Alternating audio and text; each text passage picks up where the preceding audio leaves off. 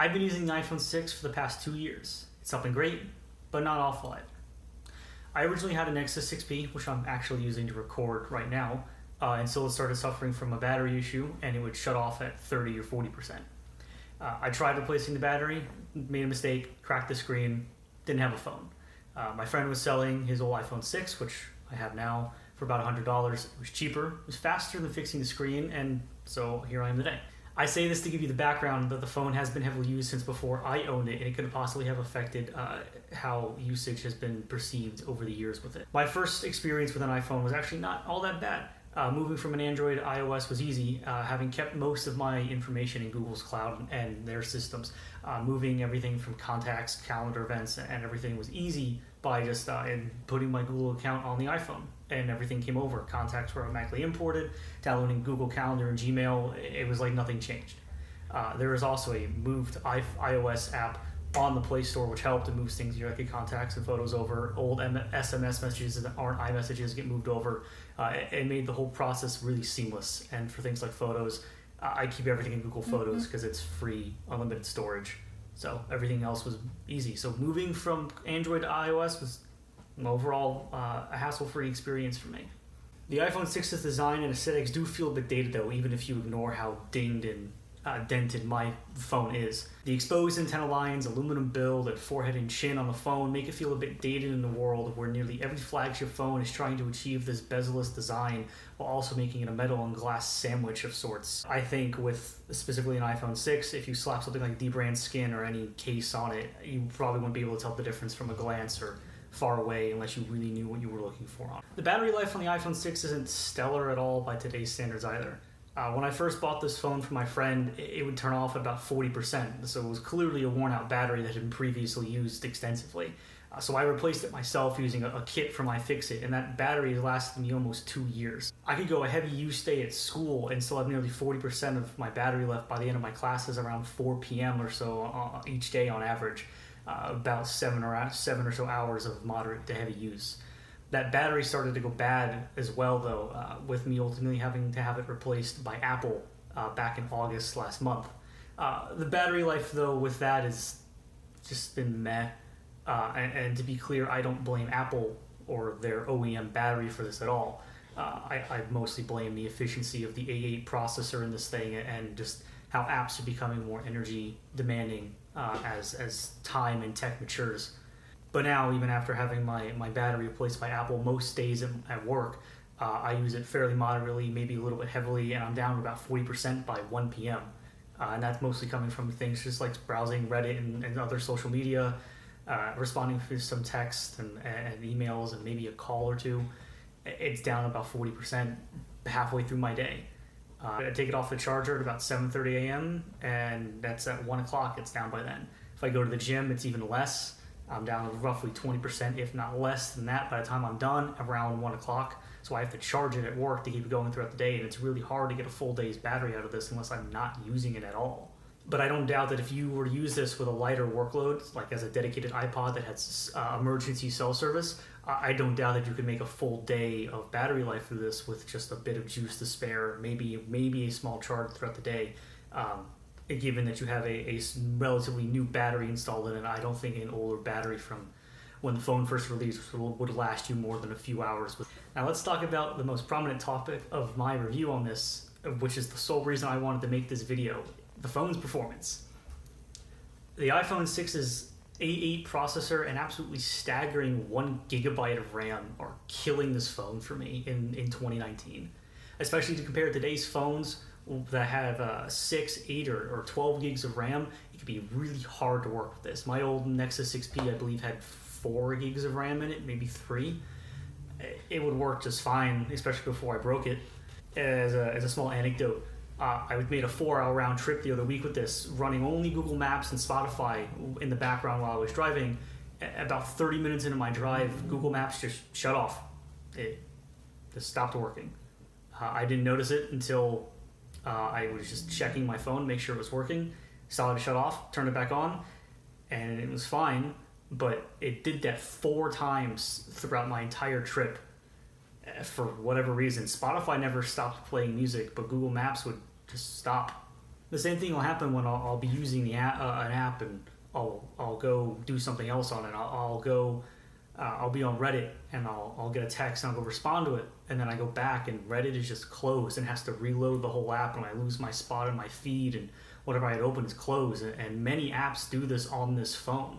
I'd say by far the 6's limiting factor in today of 2019 is easily the amount of RAM that it doesn't have and how it really affects the day-to-day usage of it. Now, the A8 processor in it has its fair shares of up and downs as well.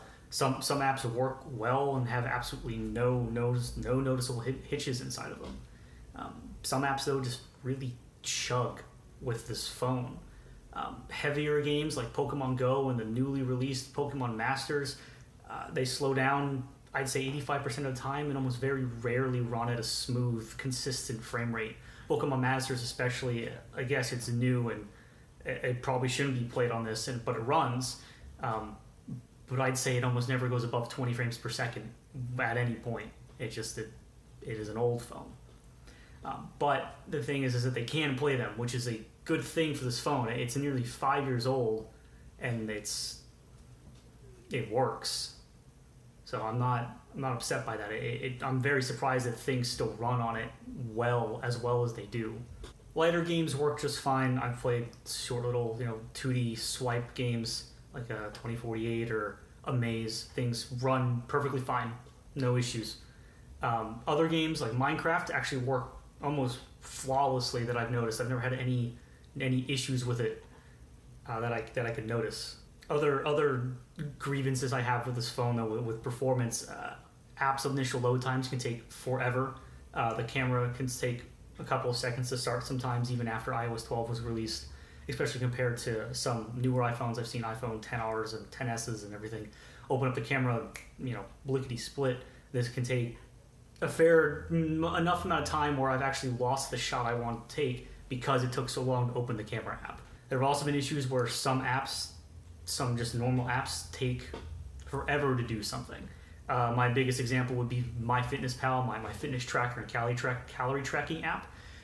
It worked just fine, and then a couple months ago it got an update and it slowed to a halt.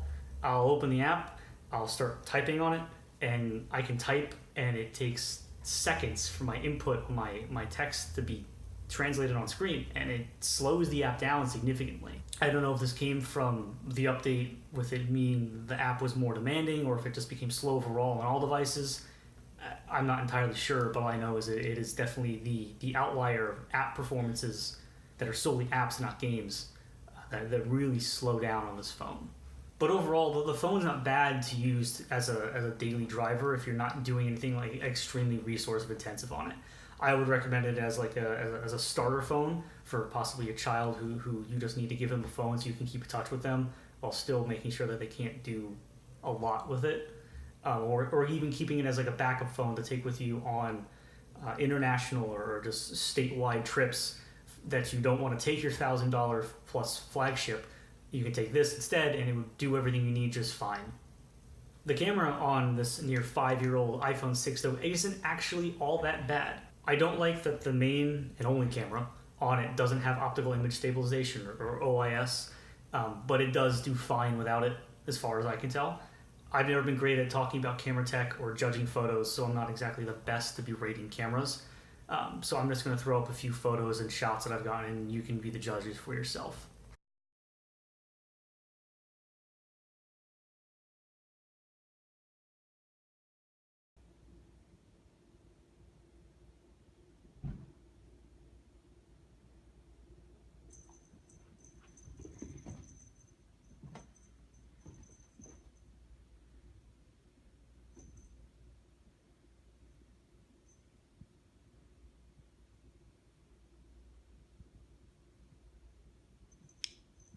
Some things I have noticed that I could comment on is that low light performance is not great, at all.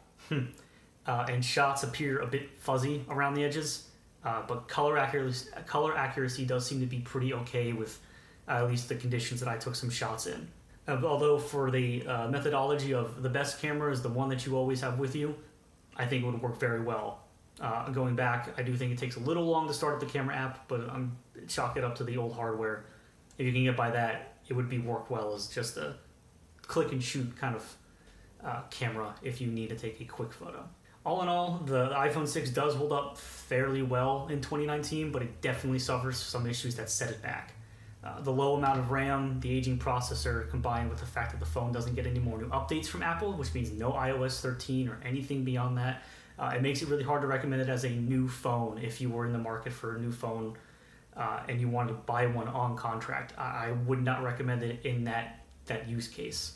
But if you want to keep it as a good backup or as a spare or something to give to a child as a hand-me-down, I think it would do just fine.